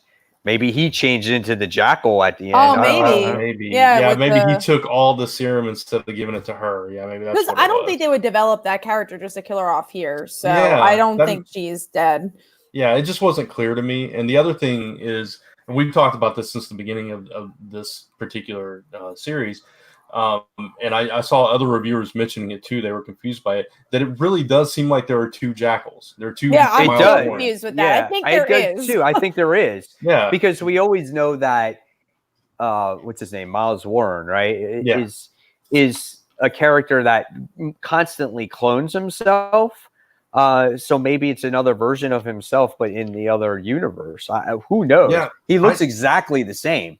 Yeah, I do think it's one on Earth 65 and one in Earth 616, but they've never really clarified that. Right. And it doesn't. I don't know. I know when we first talked about it, Kat, you didn't think there were two different ones, and I did, and now it's like more clear that it looks like there are, but we don't know for sure. So but it's awfully coincidental that they're both involved in the plot line, right? Right, exactly. It's a little weird, and they're both dealing with were-people because you got Jameson in 65 and you got Benji in 616, and it's just okay. Yeah, I mean, I definitely like the thing I enjoyed was Gwen is trying to live a normal life. She's actually happy, and she even says, Peter, like, this is a piece of cake. And obviously her not being in her world is gonna mix some stuff up here. And I loved, especially as someone who has read all the Spider-Gwen stuff, Bodega Bandit's supposed to be this laughable villain who always shows up. So he is a character that's shown up in the past, and having that little conversation about being a nemesis and having him possibly die because she wasn't there, I thought was really powerful. So that honestly is the reason why it's in my top 5, because originally I'm like, it's such a one-off issue, like what, all right, who cares about Australian Girl? But then you have that moment, you're like, oh, that was the point, so I enjoyed this issue. Is it the strongest of the series? No, but definitely a solid read. And like Manos asks, is this a great series? Yeah, I think it's one of the best Marvel series out there, and I think it's more new reader friendly for people that didn't like Latour's run on Spider-Gwen. Yeah, absolutely. I agree with that. And I still think it's a fantastic series. Those few little things they bother me in this issue, but all those moments, I love the stuff with the Bandit. That was really good scene. Time will tell too, and see, if those pieces that you have questions with, that maybe the answers will come, Yeah.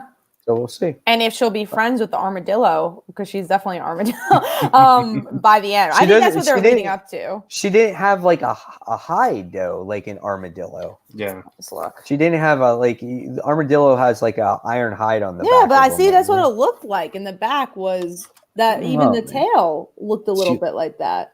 I don't know. I don't know, man. She looks too furry for Maybe it is a rat. Maybe she's an armor rat. I think that's exactly what she is. I don't know. It's some Australian rodent. Oh, yeah. Yeah, maybe. It's Australian I'm going to go to Michael and see what his number 3 is. My number 3 is Punisher Kill Crew, issue number 4. And this is the issue where Punisher meets up with Dane, who is like a night person, I'm guessing. But he explains like what we saw in issues about how he wants to get the vengeance for the war orphans and the monsters that killed the orphans' families and stuff like that. So they go defeat the monsters, but there's one more that they have not defeated in that they go to Kasakla. I can't even get the name right. Whatever the name is, it's a weird name. But anyway, he fights along with their help, but then we find out that he lost to the monster except Nelson. Because remember, we have Juggernaut and Dane, who was with him also, along with Nelson, who was like, he kind of reminds me of the Jimmy Olsen of this issue. Like, he's just like this guy who just stands back to not get involved in as much. But yeah, the monster just takes him away with other ways of like killing him, but Nelson has an idea of how to save him. To me, I felt this to be like a fast read, but all in all, it was good art and an all right issue. All right, very good. DNGN says, ironically, she looks more like an actual Wolverine than a Wolverine. She's a Wolverine. She's also one of the millions of Australian animals that can kill you. So she's a kangaroo. Oh, Yeah. Some kind of marsupial. See, that would be funny at least if she's a kangaroo. A werewolf. I always want to be a kangaroo. But all I did was find out that this girl was a superhero. I actually liked the way she found out too. I thought that was cool. Yeah. All right. So we'll go on to Brant's number 3. Mine is Dial H for Hero number 8. Another week it might not have been up here. It wasn't the strongest issue, but I like the way that they structured the issue, and that's what I'm giving points on. They told the story from both perspectives and from front. The one side of it was going from the beginning to the end. The other was going into the beginning. Then they suggested you read it back the other way around to get the story in a different way. It was I like it from a creative aspect. I thought it was clever to do it that way. But it was just kind of a history lesson, more or less. The art was really nice, and I love the way that they had the actual person holding the actual comic in the beginning and stuff like that. And it opens up, it gives you a little bit more information on the different phones and the dials and everything. And then we find out where the black phone is at the end of the story, which is not a good place to be. So that's going to be interesting to see them try to get it from Apocalypse. And so I thought it was an okay issue. And it made me look more forward to the rest of the story now that we're going to get these other phones in play and see exactly how that's going to happen and what this multiverse style actually does and all that. Yeah, I'm just slightly disappointed that we're not seeing Summer and Miguel, because that's like why I like this book, and it's been issues that we haven't seen them. Yeah, that's true. And they feel so one-off. I do agree. Like, I like that was creative, but I think it didn't justify the means by the end. I didn't think the story was as strong because it went backwards. Like, wait, what happened? I get that. Yeah, I understand that. All right. So now we're going to talk about, I didn't read it. I don't know who else did, but Action Comics. Action Comics, Brant. Yeah. You don't look too happy about it. It was just more of the same that we've been talking about. This book has been on a downward spiral, honestly, and there wasn't a whole lot that stood out with this issue. I'm struggling to even remember what happened in it because it's all kind of blurring together. Because you don't care. Yeah, I don't. That's the thing. There was the Red Cloud stuff, and then they were talking. Oh, that's what it was. They were the whole issue was like an interview. It was news reporters interviewing different people about what happened in the fight between Red Cloud and Superman and who this Naomi girl was and all this stuff. And so the whole thing, you had several double page spreads where it was just getting people's accounts of what happened. And then you would get little flashes of the actual fight. And it was just really boring, honestly. So nothing happened. Not really. Yeah, no. It's a typical pacing for Bendis. Yeah. The only information that we got that we may not have had or that was hinted to was that that Crime Boss's organization is bigger than we think it is. That's really it. That's literally what they said. Like, there's more to us than they know, kind of thing. Yeah. Stay tuned next month. Right. All right. Well, let's talk about this messed up book. Immortal Hulk issue 25. Whew. We were Oh so my excited for it. God, what the? I saw What you the- showing off that art. I mean, obviously, I don't read the book, but man, I was like, what in the world is The going book is on? like so weird. It's about this breaker of worlds, and it's just like I understood from an apocalyptic standpoint, like horror wise, that it was, you know, Immortal Hulk is the only being that is alive. I'm like, oh, it's kind of an interesting way of like a zombie apocalypse to look at. But He's man, he's like a Galactus. yeah, but man, it was Basically. boring. It was just like the only part I liked was the ending, and you And said it, Mike. That was the only part that felt like an Immortal Hulk Yeah. book. It just basically was the last like race or being in the universe, and we got to see this like species talk, and they were the ones doing the narration. But it was so weird that it wasn't even really English. You know what I'm saying? That they were speaking, and they had this egg, and this egg was an abomination. And here comes the Hulk as this Galactus, and he destroys the planet. The egg, like, freaking takes off into the past. And then the leader shows up, and this thing that what came out of the egg was a fly. And it went back in time. And then you saw the leader who had this fly, and he was doing like a C-section on it, and it had one of those alien beings. And you're like, what? Like, And what does this have to do with the entire story like we read in the past? I don't know. It was a weird issue. I don't know. yeah, And if these beings are going to be in the book in the future, where did the leader come from? I mean, I'm sure it will. I mean, I think that's the Why big did the thing. fly have a baby when it was a baby itself? Well, it's Like- what came first, the chicken or the egg. I don't know, man. It was really screwed up, and I don't have anything else to say.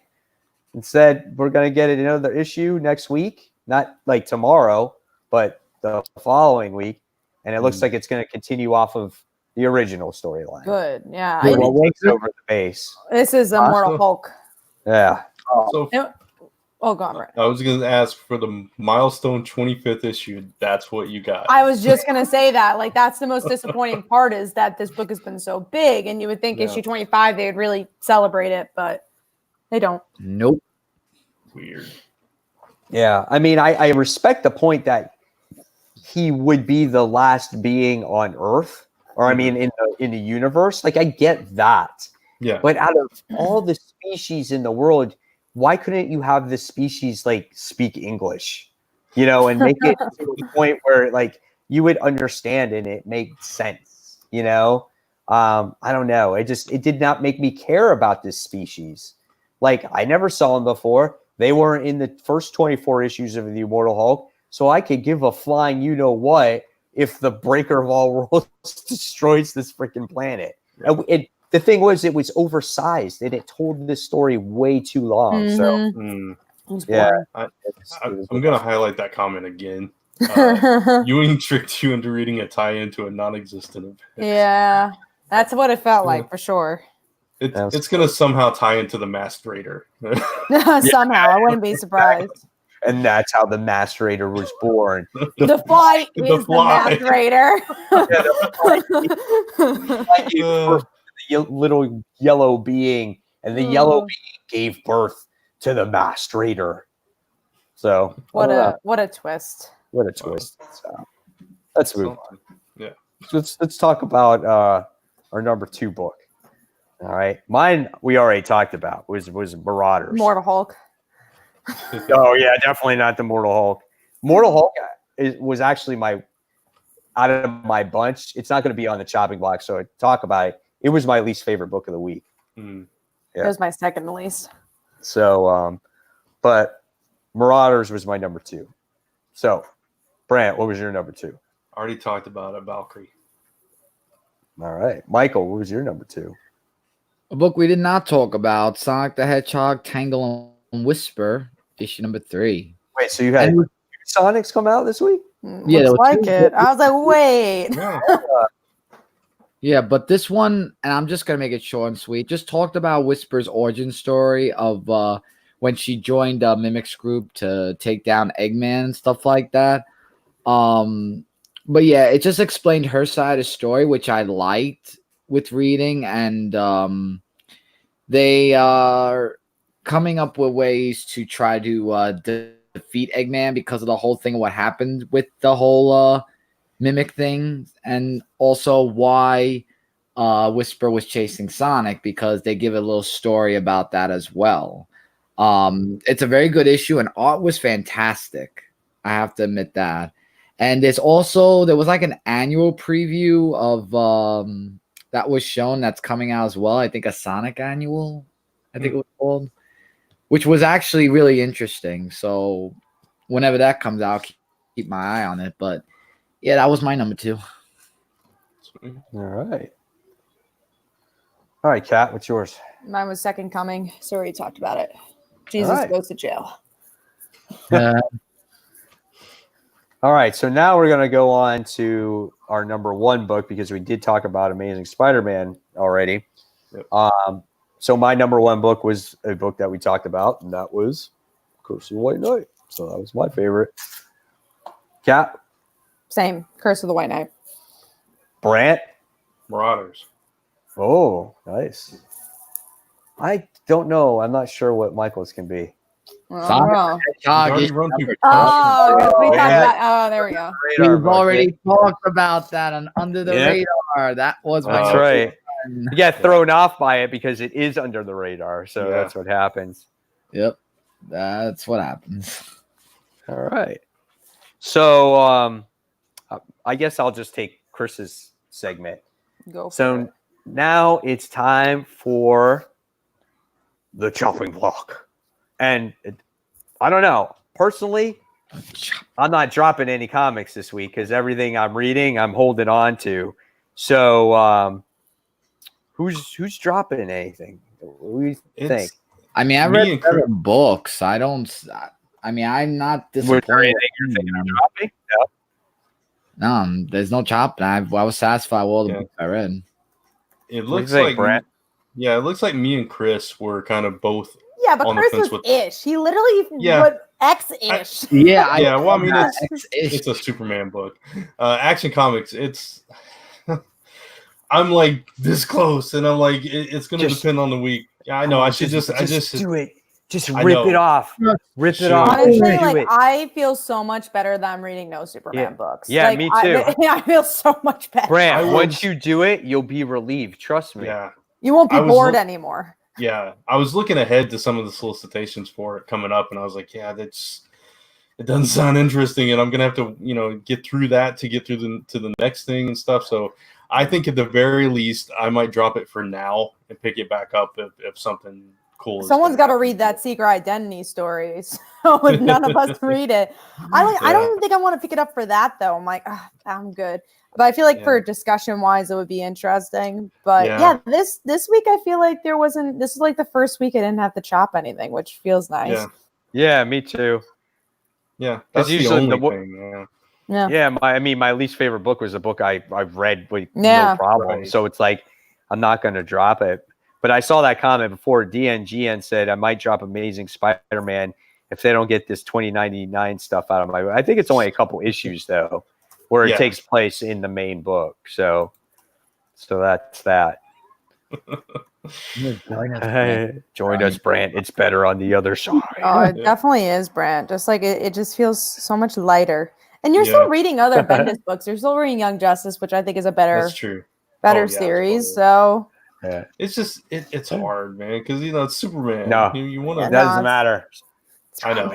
I've already dropped Superman, so this was the only one I had left. So it's like, yeah, I did it too. I was hesitant at first too. yeah, And then I'm like, you know what? I'm not really missing it. yeah. That's the thing. I probably won't miss it either because this issue bored the crap out of me. And that's been every issue. I don't even remember reading. I don't think it's ever been in my top 5 Superman. Like out of all these titles, I really don't remember a time I actually like really enjoyed Superman, which is why it was easy to drop. And then Action, I'm like, oh, it's a little better. And then all the Mist thing came and that Thorn girl. I'm like, I'm good. All right. Well, now we'll pass it on to Brant for this little segment here. Yeah, so we got key issues, which I forgot to bring up these banners when we were doing the last one, but there it is. Key issues. So these are the books we're talking about. They're coming out tomorrow. We're excited about or interested in or whatever. And it looks like we got about 6 books we're going to talk about real quick. So let's start with Runaways, issue 26. This is the where they become the superhero team. Right? This is the origin story of that, or how they come. So is this the last issue of Runaways, and then it becomes that, or it's still going? So that was just like the advertisement, still within the series. Right. Yeah. It's a story within a story kind of thing. Gotcha. It's been building for the past couple of issues. They've introduced what's his name? J Justice, Doc Justice, something like that. Doc Justice, maybe. Doc Justice.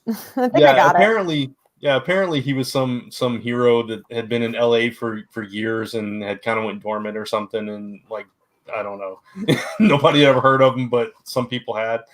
Victor Mancha, he was like a fan of his or something.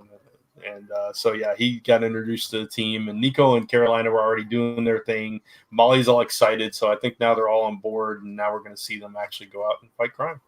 Yeah, I'm excited. I love Runaways, as you guys know, and Brant loves Runaways, and yeah, it's a cool book. I like that Rainbow's always reinventing these characters, but still sticking to the more slice of life aspect of the series as well.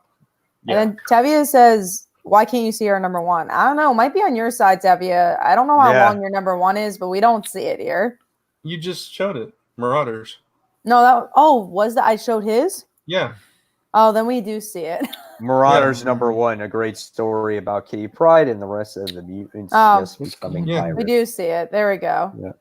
Oh, now we saw it again. So the other times you were posting it, I've only seen it twice, and I'm pretty sure you posted it more than that. Sometimes it's kind of hard to keep track of the comments in StreamYard. You kind of lose your place and forget about what's on there. For some reason, I don't know if he's, like Kat was saying, I don't know if he's typing them too long or something, but sometimes they won't even show in the chat at all. No. Right. I know both of us were scrolling through trying to find it. And, yeah. Man, I was like, out of coincidence found it. I didn't even notice it. Yeah. Didn't even see Tevye's name. So, jumping off of Marauders, we got Excalibur number 1 coming out tomorrow. That's the next X book that we're getting debuted.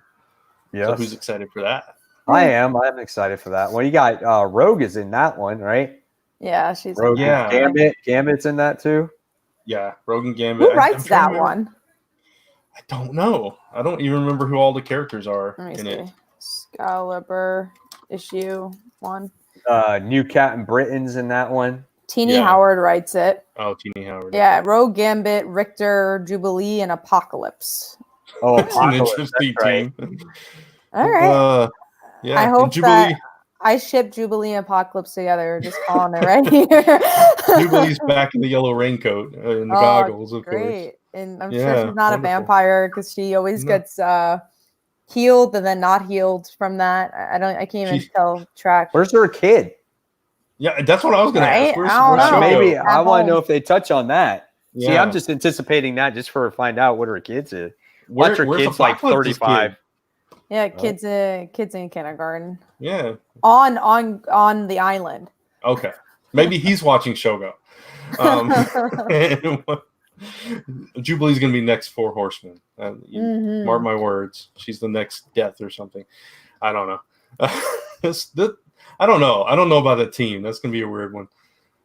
We got Harley number 2. I know Kat is so excited about it. Did you drop it? I dropped it. Anytime it's on the chop block, it's officially dropped.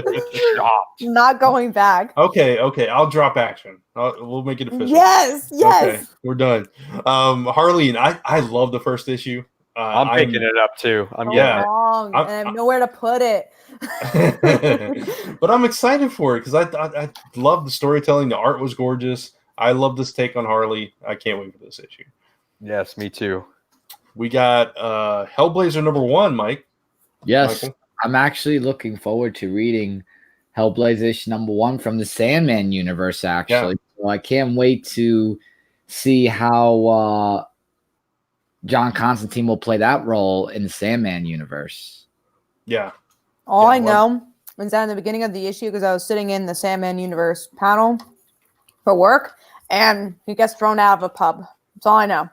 Well, that's Get ready. every Hellblazer story ever, right? So that's a spoiler. He likes his pubs. That's He all does, I'm saying. but he likes getting thrown out. DNGN says Jubilee could be death. She probably killed a few books over the years. That's good. That's good. I like it. mean, honestly, any book Jubilee's in gets canceled. So, Speaking of death, we got the final issue of Dead Man Logan, issue #12 coming out. Like we talked about earlier, me and Mike have been fans of this book from issue 1, and now we're going to see how it all ends for Logan. Possibly. Is he going to die though? I don't know. Yeah. I don't think they're going to kill him off. I think it's more likely he just rides off into the sunset, right? Yeah. Yep. He's like, I'm out of here, bub. I'm going to drink my beer, and I'll be back. I think that's what's going to happen. I don't think you'll see him in the main universe for a while. He could be in another story, but I don't think they'll kill him off. I don't think they have the guts to do it. Yeah, I agree with you. I think that's exactly what's going to happen. All right, so we got Red Goblin, Red Death, #1, which I didn't even know this was coming out until I was looking through these to get. He gets thrown out of the bar and Peter dances along the road. And then Peter looks at Constantine, and then he continues to dance again because he's on the phone with MJ. So the tagline for this is "Dead is the new red." That's interesting. I just hope this is not a cash grab because all the Norman books have been. Do this though, because it's like you still have Absolute Carnage still going on, and yet we have this series come on. So the one shot, it's one issue. Well, yeah, okay. So like maybe this takes place at a different time point. See, I think the question is more also Kindred. Like, how much can you do with this book without spoiling Kindred's identity? Because what else are you going to do with him? Yeah, you're assuming that obviously Harry or Norman or whatever is Kindred, but maybe this has to do with another point in time when he was the Red Goblin. Maybe we can see more how. You got to see how he became. Red Goblin. You got to see everything about it. So I don't know. It says in here, this is, I'm just pulling out a snippet from it. It says, "Here at last are the untold stories of the Red Goblin's reign of madness and mayhem." So it's fitting in like between. Yeah, it's fitting in between that story, I guess, of that final dance slot. Very possible, yeah. Yeah. So I don't know. That's okay. Cash grab. And the last one we have is oh no, that was it. That's all of them. That was it, yeah. Yeah, okay. So there you go. All right, so Michael, you want to wrap us up? All right. So everybody, that was our 5th episode of Comic Book Weekly. And before we go, just want to thank all of you that came on tonight, that commented us. And as always, you can because we have the things that you can like, subscribe, and click. Oh, these things? Yes. Oh, yeah. There we go. Yes. Subscribe. Click that notification bell. Give a thumbs up and check us out on our social medias as well. And so this is all of us saying, doing the waving part, saying good night. We dance it out also, we did enough. Dance it all the way over to Kickstarter.com. Search for Celestial Falcon. All right. Bye. Bye, guys. Take care, everyone.